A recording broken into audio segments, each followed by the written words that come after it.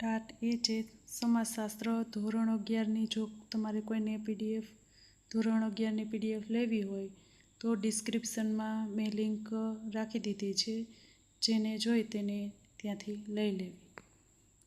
હવે ટાટ એ છે સમાજશાસ્ત્ર ધોરણ 12 ચેપ્ટર 9 પાઠ્યપુસ્તક પર આધારિત વન લાઇનર પ્રશ્ન જવાબ. એમાં પ્રશ્ન જોઈએ તો પ્રશ્ન પહેલો છે, સમાજમાં પ્રવર્તમાન નિયમો માટે સમાજશાસ્ત્રમાં કયો શબ્દ પ્રયોજાય છે? જવાબ આવશે સામાજિક ધોરણો. બીજો પ્રશ્ન છે, સમાજના સભ્યોને વર્તન કરવા અંગે માર્ગદર્શન કોણ પૂરું પાડતા હોય છે? જવાબ છે સામાજિક ધોરણો. ત્યાર પછી ત્રીજો પ્રશ્ન છે, સમાજ વ્યવસ્થાનો પાયો શું છે? જવાબ છે સામાજિક ધોરણો. ત્યાર પછી પ્રશ્ન 4 છે, સમાજની વ્યવસ્થા કોના આધાર પર ચણાયેલી ઇમારત છે? જવાબ આવશે ધોરણો. પાંચમો પ્રશ્ન છે, સામાજિક ધોરણોનું પાલન કરવાના સંદર્ભે સમાજમાં કેટલા પ્રકારના વર્તનો જોવા મળે છે? જવાબ છે 2 પ્રકારના. એક છે ધોરણ અનુરૂપ વર્તન અને બીજું છે ધોરણ વિરુદ્ધ વર્તન. ત્યાર પછી છઠ્ઠો પ્રશ્ન છે, લોકરીતિઓ, રિવાજો, મૂલ્યો, ટ્રાફિકના નિયમો, રાજ્ય ઘડેલા કાયદાઓ વગેરેનો સમાવેશ શેમાં થાય છે? જવાબ છે સામાજિક ધોરણોમાં. ત્યાર પછી સાતમો પ્રશ્ન છે, દરેક સમાજના સભ્યો પોતાના સમાજમાં પ્રવર્તતા સામાજિક ધોરણોનો સ્વીકાર કરી ધોરણોની મર્યાદામાં રહી તે મુજબ પોતાનું વર્તન વ્યવહાર ગોઠવે તો તેને કયા ધોરણો કહેવાય? જવાબ આવશે ધોરણ અનુરૂપ વર્તન કહેવાય. ત્યાર પછી આઠમો પ્રશ્ન છે, સામાજિક ધોરણથી વિરુદ્ધનું વર્તન એટલે કેવું વર્તન? જવાબ આવશે સામાજિક ધોરણભંગ વર્તન કે સામાજિક વિચલન. ત્યાર પછી નવમો પ્રશ્ન છે, આ વ્યાખ્યા કોની છે? સમાજના ધોરણોનું અનુસરણ કરવાની કોઈપણ નિષ્ફળતા એટલે સામાજિક ધોરણભંગ વર્તન. જવાબ આવશે હોર્ટન અને હન્ટ. ત્યાર પછી 10મો પ્રશ્ન છે, આ વ્યાખ્યા કોની છે? સમાજ દ્વારા અમાન્ય કે પ્રતિબંધિત દિશામાં સભ્યોનો સામાજિક વ્યવહાર સહ્ય વર્તનની સીમાની બહાર જાય તેને સામાજિક ધોરણભંગ કહેવાય. જવાબ આવશે માર્શલ ક્લેનાર્ડ. ત્યાર પછી 11મો પ્રશ્ન છે, એનોમીનો સિદ્ધાંત કોને આપ્યો છે? ખાસ યાદ રાખજો, રોબર્ટ મર્ટને આપેલો છે. એનોમીનો સિદ્ધાંત રોબર્ટ મર્ટને આપેલો છે. ત્યાર પછી 12મો પ્રશ્ન છે, કોના મતે સમાજ માન્ય ધોરણોથી વિરુદ્ધનું વ્યક્તિનું વર્તન એટલે સામાજિક ધોરણભંગ? જવાબ આવશે રોબર્ટ મર્ટન. ત્યાર પછી 13મો પ્રશ્ન છે, કોણે ધોરણભંગને સમાજ દ્વારા સ્વીકારેલા નિયમોના ભંગ તરીકે ઓળખાવે છે? ખાસ યાદ રાખજો, જવાબ આવશે હાવર્ડ બેકર. ત્યાર પછી 14મો પ્રશ્ન છે, સમાજે રચેલા કે પ્રસ્થાપિત કરેલા ધોરણોથી વિરુદ્ધનું વર્તન એટલે કયું વર્તન? જવાબ આવશે સામાજિક ધોરણભંગ. 15મો પ્રશ્ન છે, સમાજ વ્યવસ્થાની જાળવણી માટે કેટલા પ્રકારના ધોરણો જોવા મળે છે? જવાબ આવશે 2. એક છે હકારાત્મક ધોરણો અને બીજા છે નકારાત્મક ધોરણો. ત્યાર પછી 16મો પ્રશ્ન છે, જે ધોરણોને સમાજનું કે સમૂહનું સમર્થન મળે છે તેવા ધોરણોને કેવા ધોરણો કહે છે? જવાબ આવશે સામાજિક ધોરણો. ત્યાર પછી 17મો પ્રશ્ન છે, સામાજિક ધોરણભંગ વર્તનના લક્ષણો કેટલા છે? જવાબ આવશે 6 છે. ત્યાર પછી 18મો પ્રશ્ન છે, સમાજમાં પ્રસ્થાપિત ધોરણો શેમાં અભિપ્રેત છે થતા હોય છે? જવાબ આવશે વ્યક્તિના વર્તનમાં. 19મો પ્રશ્ન છે, ધોરણ અનુરૂપતા અને ધોરણભંગ એ કેવી ઘટના છે? જવાબ આવશે વાસ્તવિક ઘટના છે. ત્યાર પછી 20મો પ્રશ્ન છે, સામાજિક ધોરણભંગ વર્તન કેવું હોય છે? જવાબ આવશે સાપેક્ષ. ત્યાર પછી 21મો પ્રશ્ન છે, કોઈપણ સમાજમાં ધોરણોને કોની સાથે સીધો સંબંધ હોય છે?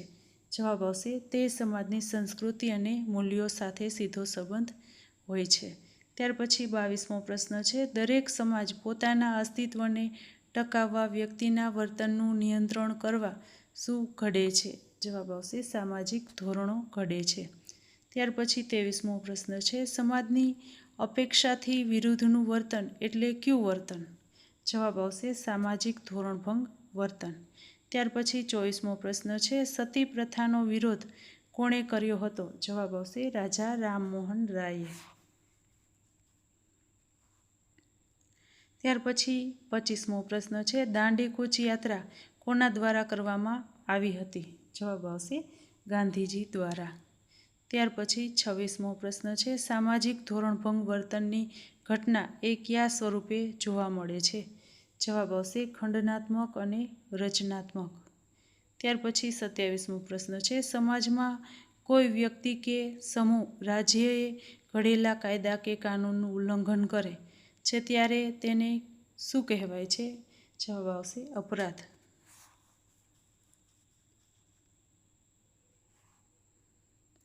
ત્યાર પછીનો 28મો પ્રશ્ન છે, દહેજ પ્રતિબંધક કાયદો ક્યારે ઘડવામાં આવ્યો? જવાબ આવશે 1961. ત્યાર પછી 29મો પ્રશ્ન છે, ઘરેલું હિંસા અધિનિયમ ક્યારે ઘડવામાં આવ્યો? જવાબ આવશે 2005. ત્યાર પછી 30મો પ્રશ્ન છે, જ્યારે વ્યક્તિ કે સમૂહ સમાજમાં પ્રસ્થાપિત લોકરીતિ રિવાજ રૂઢિઓ જેવા ધોરણોનું ઉલ્લંઘન કરે છે ત્યારે વ્યક્તિ કે સમૂહમાં આ વર્તનને કેવું વર્તન ગણાવી શકાય? જવાબ આવશે સમાજ વિરોધી વર્તન. ત્યાર પછી બાળ અપરાધને અંગ્રેજીમાં શું કહે છે? જવાબ આવશે જુવેનિયલ ડેલિક્વેન્સી. આમાં બાળ અપરાધ આવશે અહીંયા. ત્યાર પછી 32મો પ્રશ્ન છે, બાળ અપરાધનો ખ્યાલ શેની સાથે સંકળાયેલ છે? જવાબ આવશે ઉંમર સાથે. ત્યાર પછી 33મો પ્રશ્ન છે, 7 વર્ષથી 18 વર્ષની ઉંમરની નીચેની ઉંમર ધરાવતી વ્યક્તિના ગેરકાનૂની વર્તનને બાળ અપરાધ કહે છે અને આવું ગેરકાનૂની વર્તન કરનારને શું કહેવામાં આવે છે? જવાબ આવશે બાળ અપરાધી. ત્યાર પછી 34મો પ્રશ્ન છે, જુવેનાઇલ જસ્ટિસ એક્ટ ક્યારે અમલમાં આવ્યો? જવાબ આવશે 31/12/2015.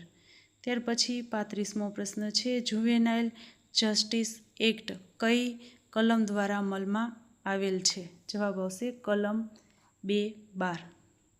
ત્યાર પછી 36મો પ્રશ્ન છે, જુવેનાઇલ જસ્ટિસ એક્ટ મુજબ બાળ અપરાધી કોને કહે છે? જવાબ આવશે બાળક એટલે જેમની ઉંમર 18 વર્ષ સુધીની હોય તે ઉંમર સુધીના બાળક દ્વારા જ્યારે ધોરણ વિરુદ્ધનું વર્તન થાય તો તેને બાળ અપરાધ અને તેવું વર્તન કરનારને જે બાળક છે એને બાળ અપરાધી કહે છે. ત્યાર પછી 37મો પ્રશ્ન છે, આ વ્યાખ્યા કોની છે?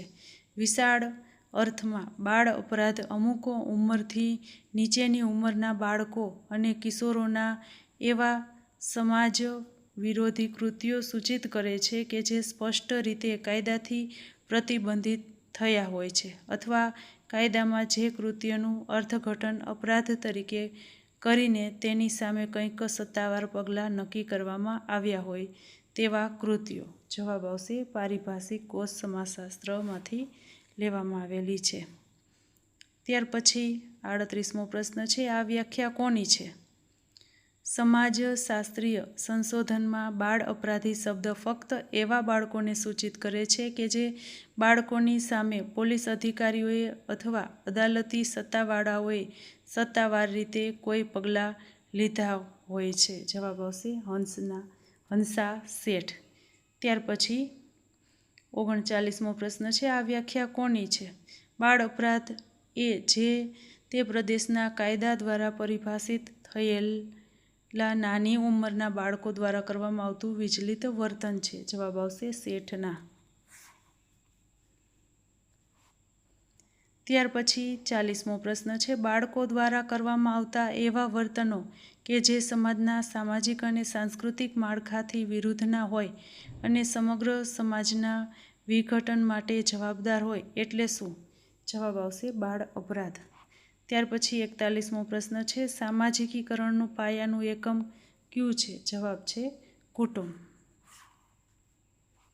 ત્યાર પછી 42મો પ્રશ્ન છે, કુટુંબ દ્વારા બાળકને મળતા પ્રેમ, લાગણી, હૂંફ વડે બાળકની કેવી જરૂરિયાતો સંતોષાતી હોય છે? જવાબ આવશે શારીરિક, માનસિક જરૂરિયાતો. ત્યાર પછી 43મો પ્રશ્ન છે, કુટુંબ દ્વારા મળતી જરૂરિયાતોનો સંતોષ બાળકમાં કેવી સલામતીની લાગણી જન્માવે છે? જવાબ આવશે સામાજિક, માનસિક.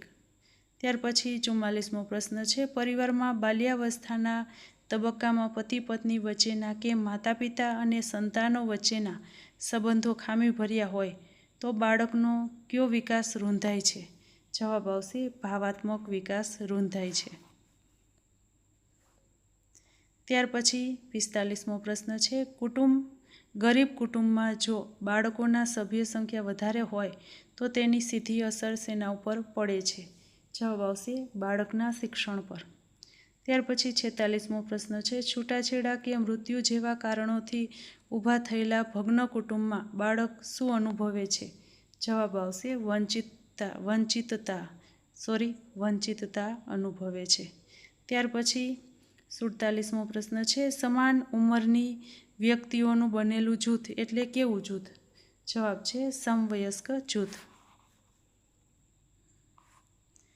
48મો પ્રશ્ન છે, ચલચિત્રો, વર્તમાનપત્રો, ટેલિવિઝન, મોબાઈલ અને ઇન્ટરનેટ જેવા સમૂહ માધ્યમોના અતિરેકથી બાળક પર શી અસર થાય છે? જવાબ આવશે ગુનાહિત પ્રવૃત્તિ તરફ ધકેલાય છે. ત્યાર પછી 49મો પ્રશ્ન છે, શહેરી સમુદાય કેવું સમુદાય છે? જવાબ આવશે દૂરવર્તી સમુદાય છે.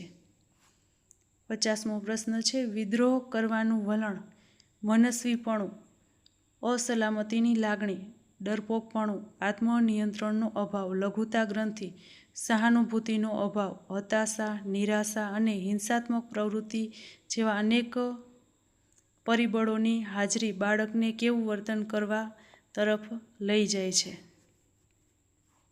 તો જવાબ આવશે સમાજ વિરોધી કે ધોરણ વિરુદ્ધનું વર્તન.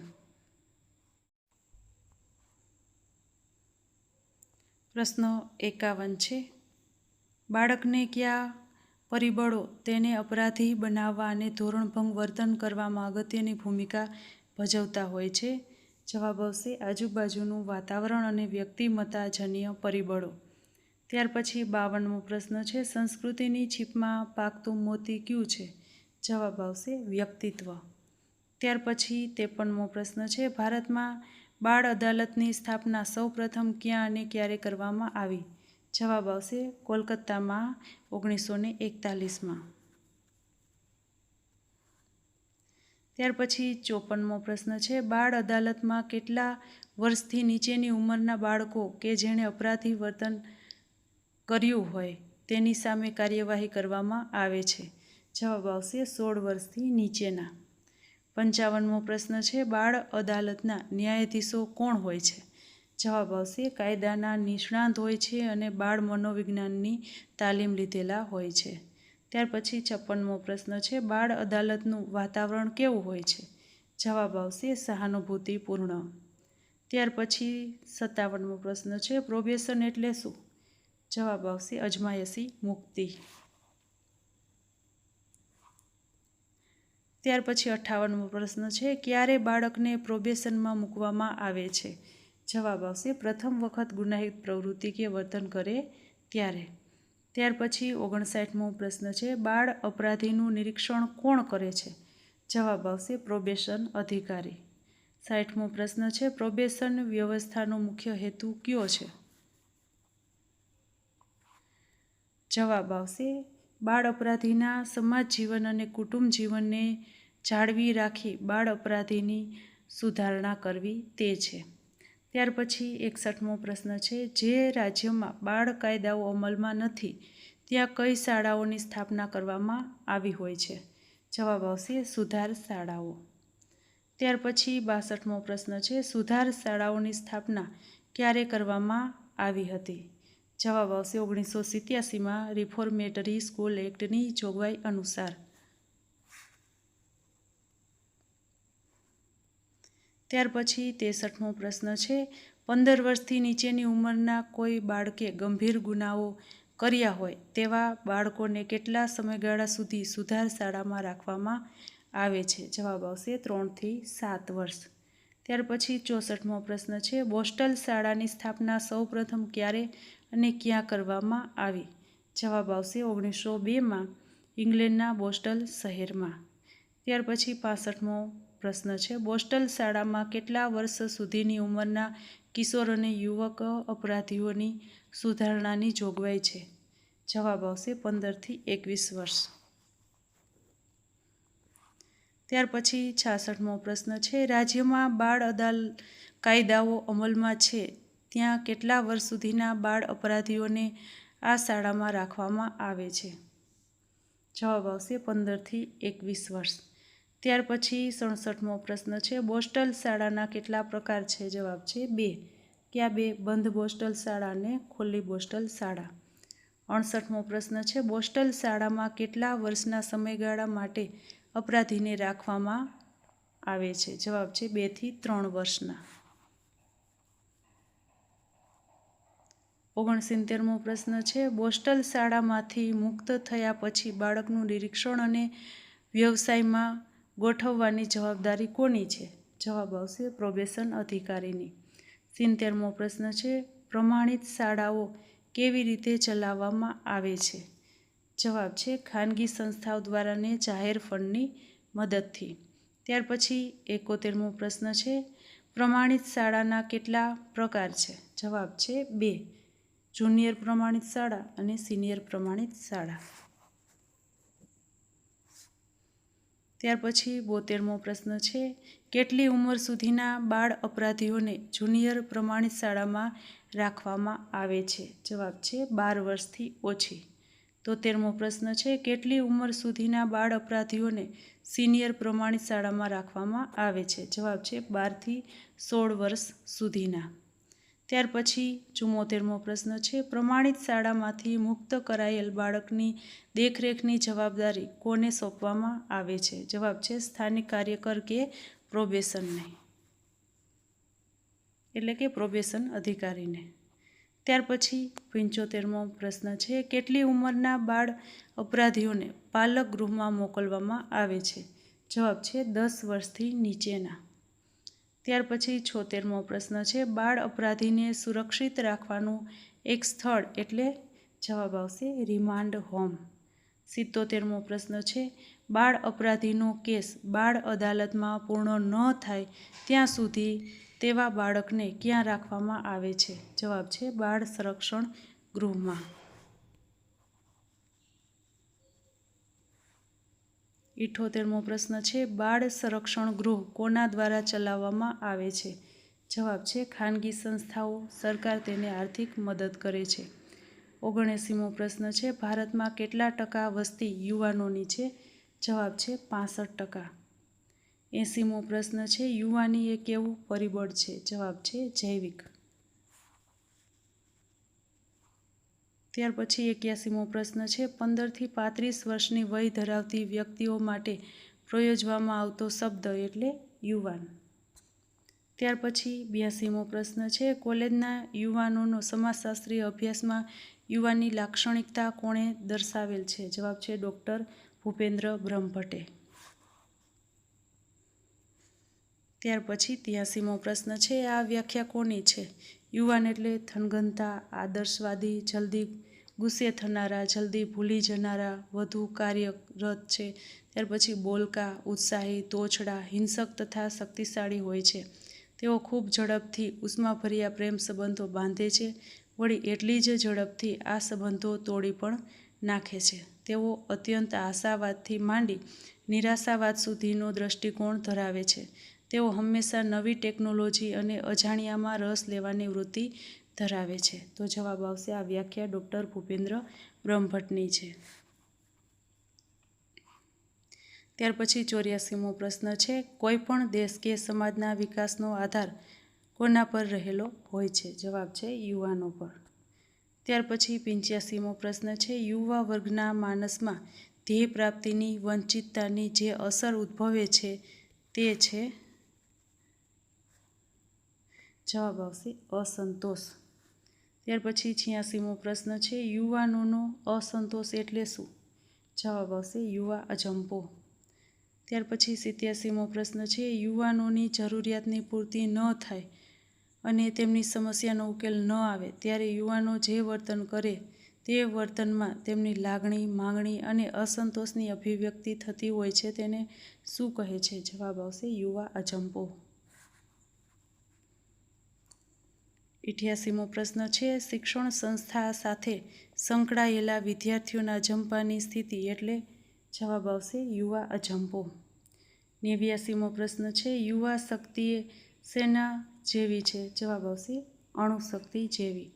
90મો પ્રશ્ન છે, અજંપાના કારણો કેટલા છે? જવાબ આવશે 3. 91મો પ્રશ્ન છે, યુવા અજંપાના સામાજિક કારણો કેટલા છે? જવાબ આવશે 4. કયા 4? કુટુંબ, મૂલ્ય સંઘર્ષ, બદલાયેલા ધ્યેયો અને ચોથું છે પેઢીઓ વચ્ચેનું અંતર. ત્યાર પછી 92મો પ્રશ્ન છે, યુવા અજંપા માટે સૌથી મહત્વનું કારણ કયું છે? જવાબ આવશે કુટુંબ. 93મો પ્રશ્ન છે, સમાજમાં વ્યક્તિને વર્તન કરવા માટે માર્ગદર્શન કોણ પૂરું પાડતા હોય છે? જવાબ આવશે પ્રસ્થાપિત મૂલ્યો. 94મો પ્રશ્ન છે, બે પેઢી વચ્ચે કેટલા વર્ષનું અંતર હોય છે? જવાબ છે અંદાજે 20 વર્ષ. 95મો પ્રશ્ન છે, બે પેઢી વચ્ચેના મતભેદોનો પેઢીગાળો એટલે શું? તો જવાબ આવશે જનરેશન ગેપ. 96મો પ્રશ્ન છે, સમાજના વિકાસનો આધાર શેના પર છે? જવાબ આવશે શિક્ષણ પર. 97મો પ્રશ્ન છે, સાચા અર્થમાં વિકાસ થયો ક્યારે ગણાય? જવાબ છે શિક્ષણના વિકાસ સાથે શિક્ષિત યુવાનોને તેમની શૈક્ષણિક કક્ષા પ્રમાણે રોજગારી મળી રહે ત્યારે. ત્યાર પછી 98મો પ્રશ્ન છે, શિક્ષણ વ્યવસ્થા યુવાનોના જીવનમાં કેટલા પ્રકારના કાર્યો કરતી હોય છે? જવાબ આવશે 2 કાર્યો. કયા 2? તો યુવાનોને શિક્ષણ આપવું કે જેથી તે જીવન નિર્વાહ કરી શકે અને બીજું છે સામાજિકીકરણ કરવું તે છે. આની સાથે તમારું 9મું ચેપ્ટર છે એ પણ પૂરું થાય છે. Thank you.